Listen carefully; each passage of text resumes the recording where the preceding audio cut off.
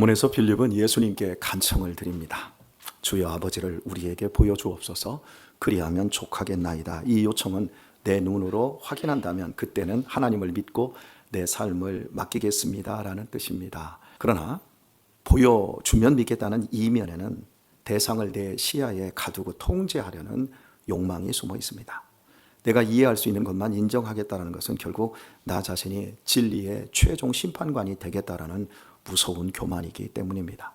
보는 것이 믿는 것이라는 도식은 실제 하시는 하나님의 거대한 사랑을 보지 못하게 만드는 장벽이 될 수 있습니다. 예수님께서는 빌립의 근본적인 오해를 교정하시며 보이지 않는 하나님을 바르게 인식하는 방법을 알려주십니다. 빌립아, 내가 이렇게 오래 너희와 함께 있으되 네가 나를 알지 못하느냐? 나를 본 자는 아버지를 보았거늘 어째서 아버지를 보여달라 하느냐? 빌립이 하나님을 보여달라고 했지만 예수님은 이미 네가 하나님을 보았다고 하십니다. 엄밀히 말해 보아야만 알 수 있는 사람은 귀가 들리지 않는 사람입니다. 귀가 들리지 않는 사람은 상대방이 말하는 입모양을 보고 알아듣기 때문에 그렇습니다. 반면에 눈먼 자는 귀로만 알 수 있습니다. 눈과 귀가 전혀 보이지 않고 들리지 않는 사람은 그럼 무엇으로 외부 세계를 알 수 있죠? 피부 감각으로 알 수 있습니다. 손끝에 있는 이 점자를 만지는 것으로 지식을 알아갈 수 있습니다. 그렇다고 아는 것이 이것만 있는 것은 절대 아닙니다. 맛은 먹어봐야만 알 수 있고 냄새는 맡아봐야만 알 수 있습니다. 도구는 사용해봐야만 알 수 있고 짐승은 길러봐야만 짐승을 알 수 있습니다. 책은 머리를 써서 읽고 공부해야만 책을 알 수가 있습니다. 산은 직접 넘어봐야 산의 크기와 험함을 알 수가 있고요.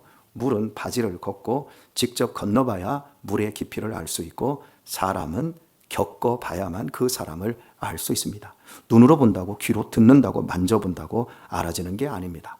병은 아파봐야 그 고통의 크기와 깊이를 알 수 있고 죽음은 죽어봐야만 죽음을 알 수 있고 삶도 살아봐야만 삶도 알 수 있습니다. 그렇다고 저절로 알아지지도 않습니다. 깨달아야 합니다. 복잡합니다. 듣고 먹고 보고 아무리 사용해봐도 경험을 해봐도 그 본질을 내가 깨달아야만 알 수 있다는 말입니다. 깨닫지 못하면 보아도 알 수가 없습니다. 이처럼 아는 것은 매우 다양한 방법과 과정이 있습니다. 눈으로 봐서 안다는 것은 극히 알매 있어서 제한적인 겁니다. 하나님을 보여달라는 빌립은 너무나 좁은 이해를 갖고 있는 겁니다. 즉 보여달라 함은 내가 이해하는 지식의 범위의 좁은 한계에서 요구되고 있는 겁니다. 인간의 최첨단 과학으로도 도저히 그 크기를 알 수가 없고 정교하기 이를 데 없는 이 거대한 우주 만물을 창조하셨고 완벽하게 통치하고 계시는 영이신 하나님을 어찌 내 시야 안에 들어오는 분으로 확인하고 통제할 수 있겠습니까? 그럼에도 불구하고 나는 꼭 봐야만 하겠다고 고집함은 하나님을 내 기준으로 판정하려는 어리석고 교만한 마음일 뿐입니다. 현대인은 직접 보는 것만이 가장 객관적이고 확실히 팩트라고 믿지만 실은 자기 우상에 빠진 어리석음입니다. 보고 듣고 맛보고 냄새 맡고 느끼고 깨닫는 알매 도구보다 더 원초적이고 더 중요한 도구가 있습니다. 그게 뭘까요? 믿음입니다. 믿음은 모든 알매 선제 조건입니다. 성경 히브리서 11장 3절과 6절은 이렇게 말씀하고 있습니다. 믿음으로 모든 세계가 하나님의 말씀으로 지어준 줄을 우리가 아나니 보이는 것은 나타난 것으로 말미암아 된 것이 아니니라. 믿음이 없이는 기쁘시게 못하나니 하나님께 나아가는 자는 반드시 그가 계신 것과 또한 그가 자기를 찾는 자들에게 상 주시는 이심을 믿어야 할지니라.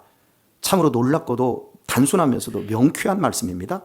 믿으면 이 세상 모든 만물이 하나님의 말씀으로 되어진 것이 보이게 되는데 이는 나타난 보여지는 현상이 아닌 믿음이라는 겁니다. 말장난이 아니에요.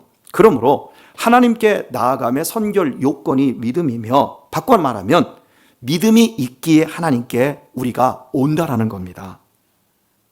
참된 영적 진리는 아무리 대단한 것을 보고 정말 기가 막힌 것을 들어도 믿음 없이는 아무것도 알 수가 없습니다. 우리 교회가 아무리 좋아도 믿음이 없으면 안 보이고 저 앞에 있는 사람이 아무리 대단하고 좋아도 믿음이 없으면 아무것도 안 보이는 겁니다. 그래서 손에 쥐어줘도 알지 못한다. 이런 말들이 있잖아요. 자, 홍해바다가 갈라지고 하늘에서 만나가 내리고 애굽에서 10가지의 재앙이 쏟아져 내려와도 광야의 이스라엘 백성은 하나님을 믿지 않고 불평하고 원망하다가 다 죽었습니다. 그렇게 많은 걸 보았는데 소경의 눈을 뜨게 하고 안진뱅이를 일으키고 죽은 자를 살리시고 오병이어를 행하시고 무리를 거르시는 예수님을 유대인들은 믿지 않고 죽여버렸습니다. 그렇게 많이 봤는데요. 믿음 없이는 제 아무리 큰 것을 봐도 하나님이 보이지 않습니다. 빌립도 마찬가지입니다. 빌립은 그 모든 것을 다 본 사람입니다. 믿는 마음이 있고서야 보이기도 하고 들리기도 하는 겁니다. 듣고 보는 능력 자체가 우리의 마음 상태, 하나님 앞에서의 태도와 관계되어 있습니다. 빌립에게는 믿음의 이 좋은 태도가 없었습니다. 저 예수님 곁에 오래도록 제자로 있었던 빌립도 정작 예수님 안에서 역사하시는 하나님을 보지를 못했던 것입니다. 여기서 빌립의 마음을 더 깊이 제가 해부해 드리도록 하겠습니다. 하나님을 보려는 궁극적인 목적이 뭘까요? 여러분은 하나님을 보기를 원하실 텐데 하나님을 보려는 궁극적인 목적이 뭘까요? 보는 것에 목적이 있는 것이 아니라 하나님을 알려고 하는 데에 목적이 있는 겁니다. 이해하셨어요? 네. 그러면 우리가 하나님을 알고자 한다면 무엇을 알려는 것일까요? 여기서 또 질문을 했어요. 우리는 하나님을 보려고 합니다. 하나님의 실체를 보려고 합니다. 그런데 그 이유는 하나님을 알려고 하는 거예요. 그리고 하나님을 알려고 하는데 도대체 뭘 알려고 하는 걸까요? 많은 사람들이 교회를 다닙니다. 그러면서 하나님의 존재를 인정합니다. 그리고 끝이에요. 이건 기독교 신앙이 아니에요. 이단도 다 그래요. 하나님을 알면서도 존재를 알면서 교회를 안 다니는 사람도 정말 많습니다. 자, 그렇다면 우리가 하나님을 보여달라, 하나님을 알기를 원한다. 그러면 무엇을 알려는 걸까요? 하나님의 존재 여부일까요? 아니면 하나님이 가지신 능력일까요? 우리 학생들 생각하세요. 잘하고 따라오세요. 정말 하나님을 보여달라는 이유가 무엇일까요? 그것은 과연 그분이 나를 사랑하느냐를 확인하고 싶은 겁니다. 하나님이 나를 사랑하시는 그 진리를 알고 싶은 겁니다. 즉 나와 하나님과의 관계의 안정성을 확인하고 싶은 겁니다. 나를 사랑하기 때문에 내가 구원받았고 내가 하나님의 자녀된 것이 맞는지 틀린지, 내가 죽으면 천국 갈 수 있는지 아닌지 이걸 확인하고 싶은 겁니다. 나와 하나님과의 관계의 안정성, 하나님이 나를 사랑하시는지 그 진리를 알고 싶은 것, 이겁니다. 어린 아기들이 제일 먼저 알아가는 존재는 엄마입니다. 신생아는 사람을 가리지 않습니다. 그냥 안아서 편하기만 하면 그냥 만족합니다. 그러나 아이가 조금만 자라면 어머니와 눈 맞추기를 좋아하고 엄마 외에는 얼굴을 가립니다. 이 소리, 엄마 품에서만 아이가 만족을 합니다. 이때 엄마들은 매우 좋아합니다. 얘가 나를 알아본다고 막 방실방실합니다. 그런데 아기가 엄마를 안다라는 것은 무엇일까요? 아기는 엄마의 이름을 알까요? 아기는 엄마의 나이를 알까요? 아기는 엄마의 학력을 알까요? 아기가 엄마의 성품을 분석하고 엄마를 알아보는 걸까요? 아기가 안다는 것은 오직 한 가지입니다. 저 사람이 나를 사랑한다는 겁니다. 그런데 이것도 제대로 된 표현이 아닙니다. 그냥 아기가 엄마의 사랑, 엄마의 품을 따뜻하게 느낄 뿐입니다. 뱃속에서 오래 있었기 때문에 엄마의 익숙한 심장 소리를 아이가 듣습니다. 그리고 엄마의 체온을 느낍니다. 엄마의 음성을 얘가 따뜻하게 느낍니다. 그것이 나를 사랑한다라는 본질적인 관계의 끈, 그 평안한 품을 느낀다는 겁니다. 전문가들은 아기들이 얼굴을 가리기 시작할 때 사실은 얼굴을 구별하는 것이 아니라 냄새로 구별한다고 말을 하더라고요. 제가 지난 학기에 배웠습니다. 아이들이 3개월, 4개월 될 때까지 그냥 이 세상에 얼굴 윤곽만 흐릿하게 보인답니다. 눈도 안 보이고요. 이런 것도 안 보이고 이목구비 없고 윤곽만 이렇게 두리뭉실하게 보일 때 엄마를 알아본다는 겁니다. 그저 흐릿한 윤곽뿐이지요. 어쨌든 안다라는 것은 관계가 핵심입니다. 모든 인간 관계가 똑같습니다. 나와 그 사람 사이에 놓인 사랑과 신뢰를 내가 그 사람이 아는 겁니다. 아니, 느끼는 겁니다. 모든 인간 관계가 똑같습니다. 사랑을 느낄 때 친밀해집니다. 그리고 나는 안다고 생각되어집니다. 진정한 알미란 그래서 정보가 쌓여가는 것이 아니라 누군가를 깊이 신뢰하고 온전히 내어주는 관계의 크기와 깊이에 있는 겁니다. 하나님을 아는 것도 이와 똑같습니다. 우리 학생들 잘 따라와줘서 고마워요. 은우도. 예. 하나님을 아는 것도 이와 똑같습니다. 하나님을 바르게 알면 알수록 우리의 내면의 평안과 자유와 행복이 확대되어집니다. 그래서 사람이 더 따뜻해지고 더 넉넉하고 더 너그러워집니다. 내 마음이 시끄럽고 내 마음이 괴로운 사람은 절대 따뜻하게 너그럽게 넉넉하게 행동할 수가 없습니다. 하지만 주변이 아무리 시끄럽고 주변이 아무리 괴로워도 내 마음이 따뜻하고 내 마음이 넉넉하고 내 마음이 너그러워지면 그 사람은 따뜻하게 할 수밖에 없습니다. 이해하셨습니까? 거기에 상처가 있을 수 없고 시험이 있을 수가 없다라는 겁니다. 그러나 이렇게 바르게 하나님을 인식하지 않고 내 수준과 내 방식으로 하나님을 보고자 고집할 때 그것이 하나님과 농밀한 관계로 들어가는 길이 아니라 오히려 관계를 망가뜨리는 길로 가게 되어집니다. 이스라엘 백성들이 애굽에서 나와 가나안으로 가는 도중에 결정적인 실수를 했지요. 말씀만 하실 분 보이지 않는 하나님에 대해 모세를 하나님처럼 붙잡았다. 그리고 모세가 시내산으로 올라갔을 때 모세가 없어지자 그들은 금송아지를 만들어 놓고 이것이 우리를 애굽 땅에서 인도하여 내신 하나님이라 하며 거기에서 떠들며 제전을 치렀습니다. 하나님을 아는 것을 인간의 지극히 단순한 오감 중에 하나만을 고집할 때 결국 우상으로 하나님을 만들어내더라는 겁니다. 지금 어쩜 우리도 우리 각자가 만들어낸 하나님을 우상처럼 믿고 있을지도 모릅니다. 원래 사람이 본다라는 것은 극히 제한적이며 불안정한 겁니다. 우리는 바로 앞에 있는 것도 못 봅니다. 세균처럼 작은 것도 못 보고 우주처럼 큰 것도 못 봅니다. 태양처럼 밝은 것도 못 보고 흑암처럼 어두운 것도 못 봅니다. 여러분, 꽃이 피고 지는 것을 우리는 봅니까? 못 봅니까? 못 봅니다. 꽃이 분명히 피는 것이 막 움직이고 있어요. 그리고 꽃이 지는 것도 움직이고 있어요. 그런데 딱 사진처럼밖에 안 보여요. 총알처럼 빠르게 지나가는 것도 우리는 못 봅니다. 분명히 눈 뜨고 지나가는데 총알이 안 보여요. 평면 너머의 깊이를 다 못 본다는 겁니다. 우리가 보는 것은 지극히 한정된 것, 그것도 여러분 겉모습뿐입니다. 자외선이나 적외선은 우리 눈으로 절대 안 보입니다. 사실 보지 못하는 것이 훨씬 더 많습니다. 그런데 우리는 보이는 것이 진리다라는 실증주의적인 세계 속에서 살고 있는 겁니다. 우리의 눈부신 현대 과학을 숭상하며 시각적 정보를 진리의 전부라고 착각하고 있습니다. 귀 얘기를 좀 해봤으면 좋겠어요. 우리의 귀는 모든 소리를 듣나요? 모든 소리를 못 듣습니다. 인간들이 들을 수 있는 가청 주파수 대역이 20Hz에서 2만 Hz 사이입니다. 그 소리만 들을 수 있습니다. 강아지나 박쥐, 코끼리 같은 동물들이 일상적으로 소통하는 주파수를 우리는 전혀 감지하지 못합니다. 이것이 우리에게 시사하는 바는 명확합니다. 인간의 감각이라는 것은 절대 우주 만물을 재고 평가할 수 있는 진리의 잣대가 아닙니다.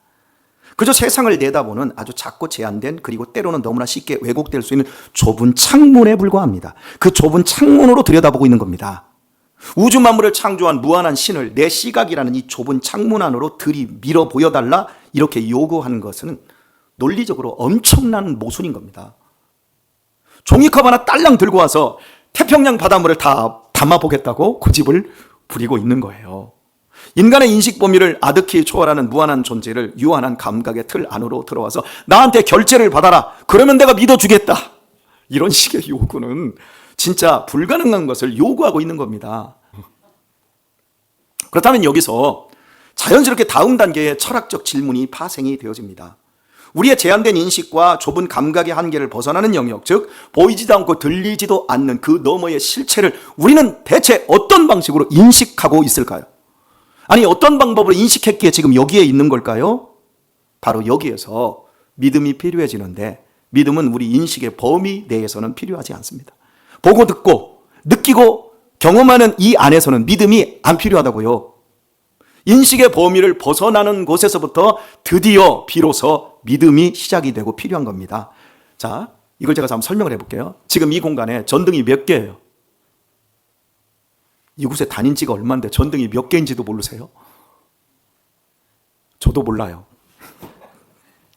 어쨌든 간 이 공간에 지금 여기 전등에 불이 들어와 있어요? 안 들어와 있어요? 저 많은 전등들이 환하게 빛을 내고 있으면 뭐 때문이죠? 이 전등 때문인가요? 전기 때문인가요? 전기 때문입니다. 여기 전기 전문가가 계십니다. 평생 전기만을 가지고 밥을 먹고 사신 우리 홍 집사님 물어보겠습니다. 전기 보신 적 있으세요? 전기는 무슨 색깔입니까? 우리 전기 본 사람 하나도 없어요. 우리 친구들 전기 봤나? 우리 전기 보는 사람 하나도 없어요.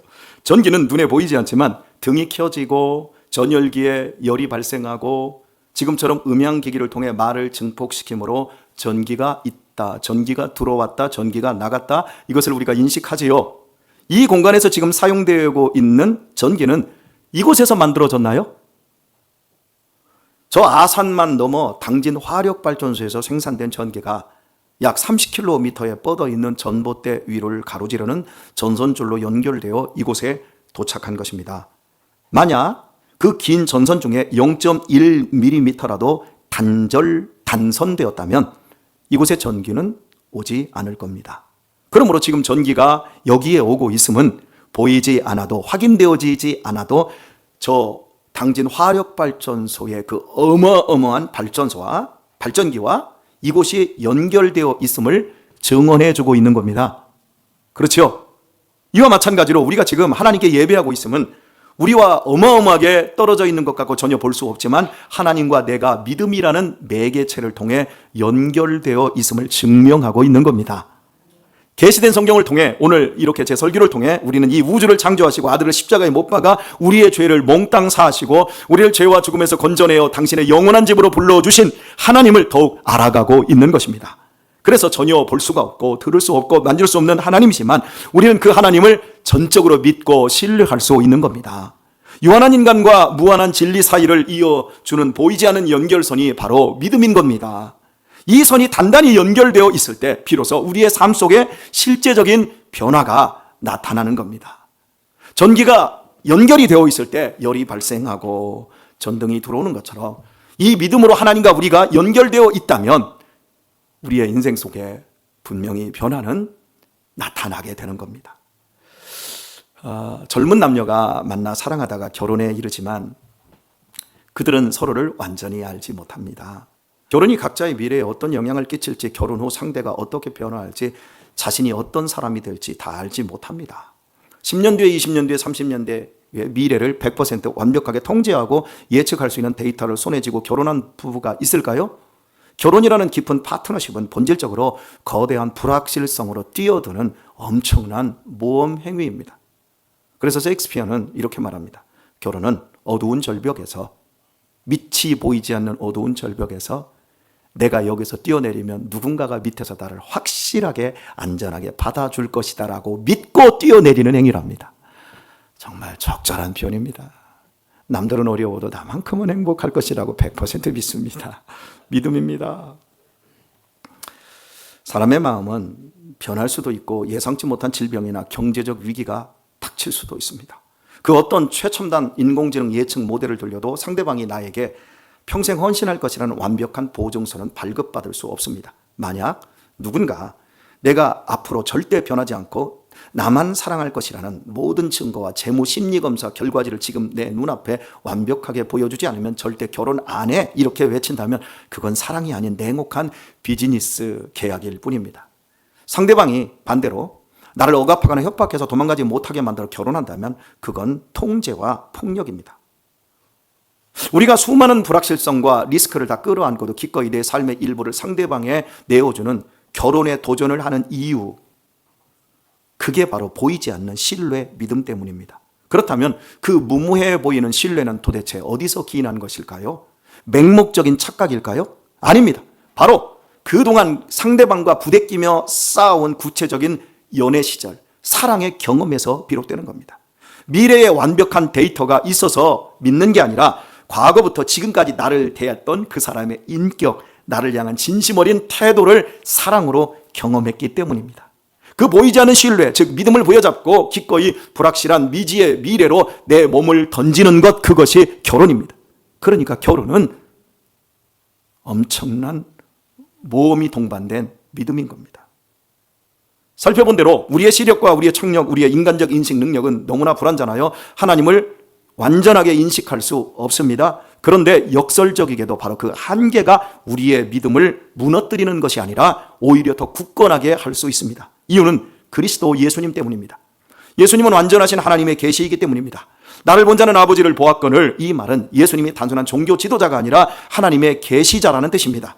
하나님은 자연의 계시로 역사의 흐름 속에서, 인간의 양심 속에서 하나님 자신을 드러내고 계십니다. 그럼에도 인간이 타락하여 이것만으로 하나님을 바르게 알 수 없게 되자 하나님은 직접 이 땅에 오셔서 그리스도로 자신을 보여주십니다. 사람은 사람으로밖에 볼 수 없기 때문에 하나님이 사람의 모습으로 이 땅에 오신 것입니다. 요한복음 1장 18절 말씀은 이렇습니다. 본래 하나님을 본 사람이 없으되 아버지 품속에 있는 독생하신 하나님이 나타내셨느니라. 하나님의 독생자이신 예수님은 인간의 눈으로 볼 수 없는 하나님을 인간의 눈으로 볼 수 있게끔 이 땅에 오신 임마누엘 하나님, 바꾸어 말해 불완전한 인간의 능력으로도 하나님을 인식할 수 있게 해주시려고 이 땅에 오신 성자 하나님이셨던 것입니다. 인간의 시력과 청력, 인식 능력이 너무나 작고 좁아서 스스로는 결코 그 무한한 실제를 포착할 수 없기 때문에 오히려 무한한 진리 쪽에서 유한한 인간의 수준에 맞추어 스스로의 크기를 줄이고 한계를 입은 채 나타났다라는 설명입니다. 그것이 바로 사람의 모습으로 이 땅에 오신 예수님의 성육신 사건입니다. 인간이 신의 차원으로 올라갈 수가 없기에 신이 인간의 눈높이로 내려와 스스로를 번역해 주었다는 역설적인 논리인 겁니다. 그래서 우리는 시력과 청력이 불완전하고 인식 능력의 한계를 갖고 있음에도 불구하고 인간으로 오시어 당신을 친히 보여주신 예수 그리스도를 통해 하나님을 우리의 한계 내에서 인식하면서 그 너머의 것을 온전히 믿을 수 있게 되는 겁니다. 짐승의 외양간에서 태어나신 예수님을 통하여 우리는 겸손하신 하나님을 인식하게 되어집니다. 하나님께서 한없이 겸손치 않은 분이시라면 어찌 우리 같은 더러운 죄인을 사랑해 주시고 상대해 주셨겠습니까? 짐승의 밥통인 구유 속에 누워있는 예수 그리스도를 통해 우리를 위한 생명의 양식이 되어주시는 하나님을 우리는 만나게 됩니다. 그분이 구유가 아니라 용상에 누워 계셨다면 우리가 어찌 감히 그분을 먹고 마심으로 생명을 얻을 수 있었겠습니까? 그분이 십자가에서 죽어주심으로 우리의 죄를 도말하시고 우리를 사랑으로 만나시는 하나님을 여기서 볼 수 있게 되는 겁니다. 이제 우리가 하나님을 믿는다는 것은 예수 그리스도를 통해서만 하나님을 알고 본다라는 의미입니다. 하나님을 보기를 원하십니까? 예수님을 읽으십시오. 예수님을 배워가십시오. 하나님을 만나기를 원하십니까? 예수님을 더 확실하게 알게 되기를 축복합니다. 그러면 하나님을 우리는 볼 수 있습니다. 예수님의 음성을 들은 것은 하나님의 음성을 들은 것이고 예수님과 만나는 것은 하나님과 만났다는 의미인 것입니다. 오늘의 말씀을 맺겠습니다. 빌립이 아버지를 보여달라는 이 요청은 사실 내가 안심할 수 있게 해달라는 불안 가운데의 고백이었던 겁니다. 혹시 여러분은 마음속에 믿으면서도 여러분의 구원과 여러분의 장래에 대해서 불안하신 분들 계십니까? 바로 빌립이 그 불안 속에서 고백한 겁니다. 주님은 그 불안을 꾸짖기보다 당신을 통해 하나님을 보여줄 수 있으므로 삶에 대한 인식을 개선시켜 주셨습니다. 예수님께서 보여주신 하나님의 모습의 핵심은 이것입니다. 오늘 설교 다 잊어버리셔도 됩니다. 그런데 꼭 이걸 기억하십시오.